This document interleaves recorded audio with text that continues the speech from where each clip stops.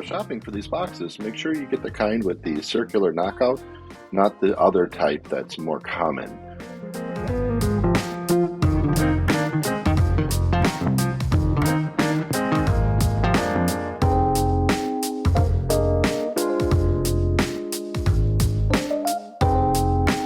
Since I'm one-armed here, you can see my technique for getting it snug with my fingers and then tightening it the last bit away with a pair of pliers.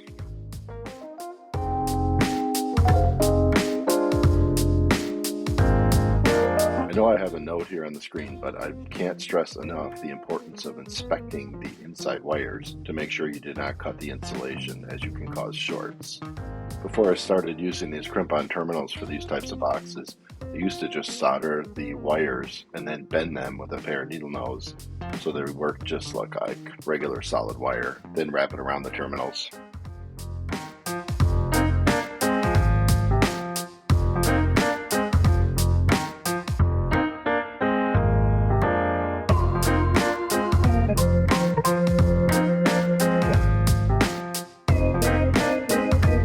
If you don't want to use one of these reusable plugs, you can just go buy an extension cord and cut one of the ends off. If you bought a black one, you could skip painting the cord too, but I'm just using what I had laying around for free.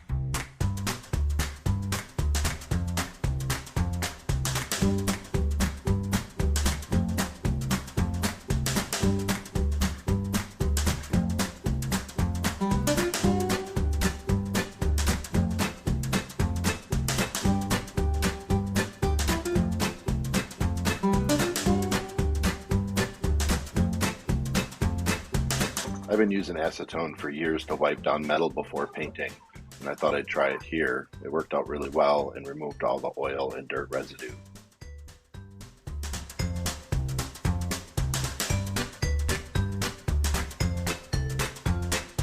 Next time I just use a black extension cord.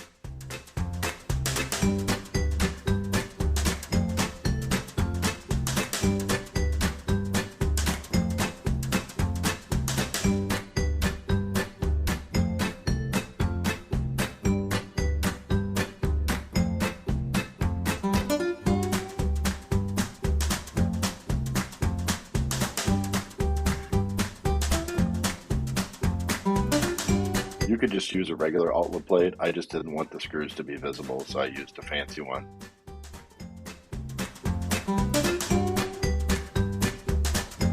Some of you may comment that the location I picked for this box makes it visible to the world, but I'm an engineer and I'm choosing function over beauty.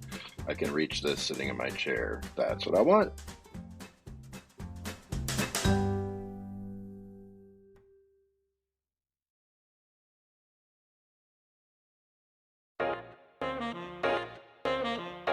If you're still hanging around, I thought you might like to see the evolution of making these. The first one I made is just a remodeler box cut into the back of the table. The problem with that is you had to cut a square hole in the wood, and frankly it's hard to reaching around the back of the table. Version 2, I used a electrical box and screwed it to the leg of my wife's table. That worked out pretty well, but it was a little wiggly.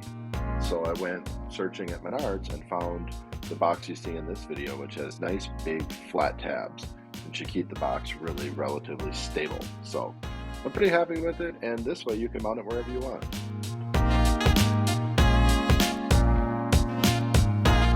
So if you're still here, that must mean you just love my channel. So please smack the like button and subscribe to see more totally random projects. I'm always playing with tools.